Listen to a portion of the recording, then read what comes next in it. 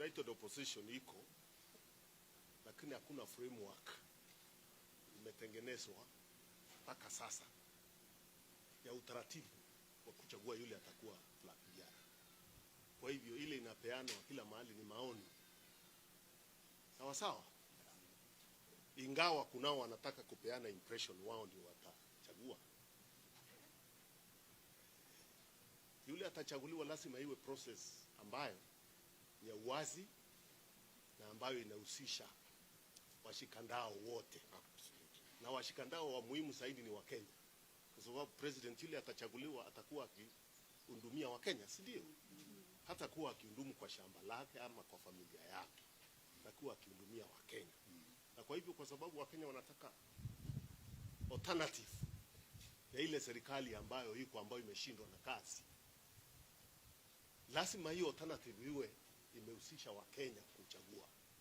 Hivyo ndivyo tunasema sisi. Hivyo ndivyo tunasema. Sawa.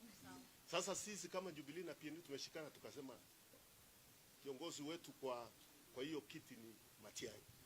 Lakini process ikifika iseme sio yeye ni mwingine, na iwe ni process ya uwazi, tuko tayari kuunga hiyo mkono. Tunataka hiyo iwe wazi. Tunaelewana? Kwa hivyo tuko kwa hiyo harakati pamoja ya kuchagua mmoja ambaye atakuwa muombea wa kiti ya urais kwa alliance ya opposition. Sawa sawa. Sasa sisi tumeanza hapa kama vile tunajuana, Waislamu hujuana kwa vilemba. Sisi tunajuana vizuri.